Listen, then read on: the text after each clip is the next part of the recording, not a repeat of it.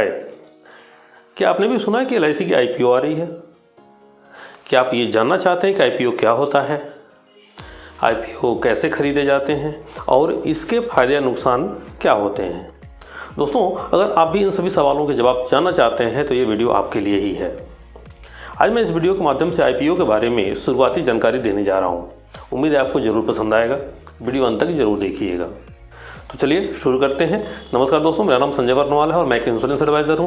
मैंने पिछले 6 वर्षों में अनेकों परिवार को वित्तीय रूप से सुरक्षित किया है और मैं प्रत्येक रविवार को एक नए वीडियोस के साथ आपके सामने उपस्थित होता हूं। तो दोस्तों, सबसे पहले IPO क्या होता है ये देखते हैं। IPO का फुल फॉर्म होता है इनिशियल पब्लिक ऑफरिंग। मतलब जब कोई कंपनी पहली बार शेयर मार्केट में लिस्ट होती है, यानी पहली बार शेयर मार्केट में उतरती है, तो वो अपना एक IPO लाती है। इसी को IPO बोलते हैं, जैसे दुकान या किसी व्यवसाय का इनोग्रेशन होता है, लाइक दैट। अब बात करते हैं कि कोई कंपनी IPO क्यों लाती है और या शेयर मार्केट में क्यों आती है। तो दोस्तों, एक कंपनी के लिए share market source of capital होता है, यानी पूंजी का स्रोत।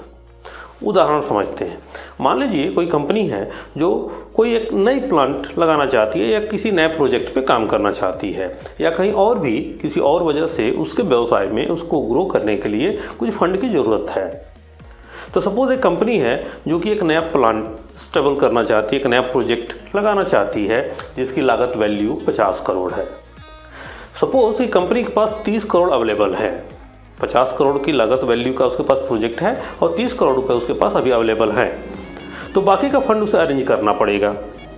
तो एक माध्यम तो ये होता है कि बाकी के जो 20 करोड़ हैं जो उसके प्रोजेक्ट के लिए कम पड़ रहे हैं, उसके लिए वो बैंक पे चला जाए, बैंक लोन ले ले।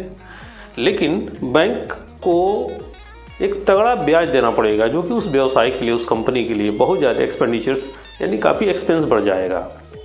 या दूसरा तरीका होता है कि वो बाकी का 20 करोड़ पब्लिक से ले सकती है शेयर मार्केट में उतर के। तो उस बाकी के रकम के लिए उस कंपनी को IPO के माध्यम से कंपनी में उतरना पड़ेगा द फर्स्ट टाइम, जिसे आम आदमी उस कंपनी के शेयर खरीदेगा और इस तरह से उसके जो 20 करोड़ उस पर्टिकुलर प्रोजेक्ट के लिए जो 20 करोड़ बच रहा था, वो 20 करोड़ जो है आम पब्लिक से शेयर खरीदने के रूप में उस कंपनी को मिल जाएगा। और इस तरह से एक आम आदमी क्या करेगा कि उस कंपनी के शेयर्स खरीद के उस कंपनी को सहयोग कर देगा बाकी के 20 करोड़ को जुटाने में, और प्लांट सेटअप हो जाएगा या वो प्रोजेक्ट रन कर जाएगा। अब बात करते हैं कि उन लोगों को क्या मिलेगा जो लोग उस कंपनी के शेयर्स खरीदेंगे। शेयर धारक यानी जो शेयर होल्डर्स होते हैं, जो भी शेयर खरीदेगा, तो शेयर धारक के निवेश से कंपनी का जो भी नतीजा होगा उसके प्रॉफिट एंड लॉस पे, कंपनी के उस पर्टिकुलर प्रोजेक्ट के प्रॉफिट एंड लॉस पे जो भी असर पड़ेगा उस पर्टिकुलर पब्लिक के शेयर से, तो उसका पोर्शन, जैसे मान लीजिए कि 20 करोड़ उस कंपनी को अरेंज करनी थी और पब्लिक ने शेयर खरीद के 20 करोड़ अवेलेबल कर दिया, 20 करोड़ उस कंपनी को दे दिया।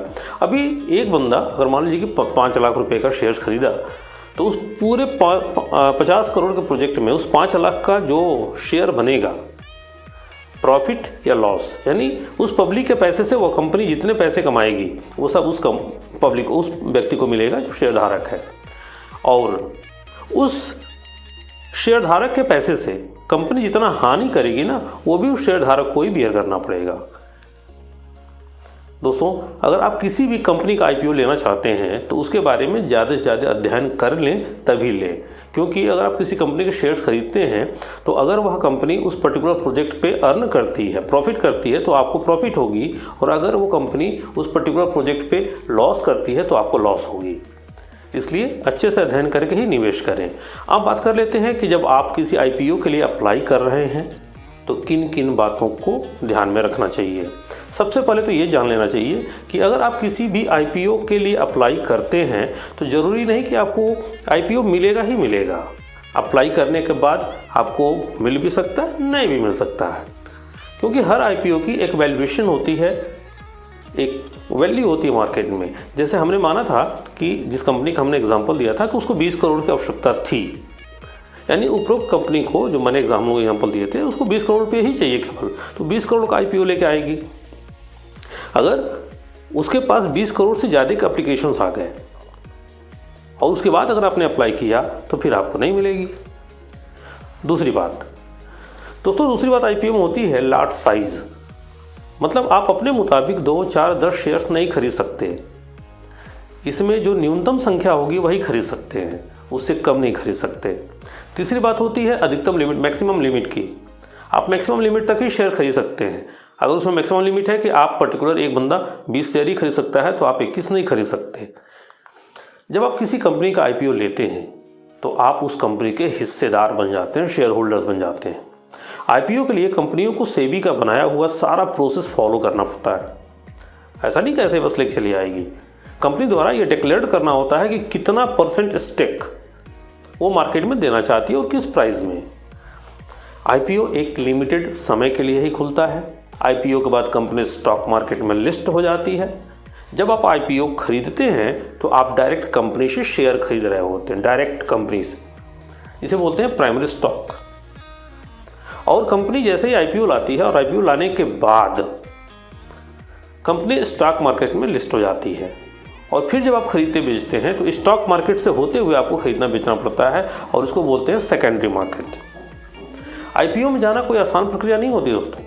सेबी के कई सारे कंडीशंस स्ट्रिक्टली पूरी करने के बाद ही किसी कंपनी को IPO की परमिशन मिलती है। और एक बार पब्लिक डोमेन में आ जाने के बाद सेबी के सभी स्ट्रिक्ट रेगुलेशन को फॉलो करना पड़ता है। दोस्तों इस वीडियो में इतना ही। अगर इससे ज़्यादा मैं डिटेल बताऊंगा क्योंकि LIC का जो IPO है तो फिर ये वीडियो बहुत लंबी हो जाएगी। अगले वीडियो में हम चर्चा करेंगे कि LIC की IPO में क्या खास बात है। दोस्तों आपसे रिक्वेस्ट है किसी भी कंपनी का IPO लेने से पहले सही से अध्ययन कर लें, तभी निवेश करें। ये सभी के लिए बहुत ज़रूरी है, बहुत महत्वपूर्ण है। मेरा काम है आपको एडुकेट करना। मैं इस वीडियो के माध्यम से आपको जागरूक करना चाहता हूँ। वीडियो तक देखने के लिए बहुत बहुत धन्यवाद। अगर आपको यह वीडियो पसंद आई हो तो लाइक, शेयर, सब्सक्राइब जरूर करें। मिलते हैं अगले संडे को।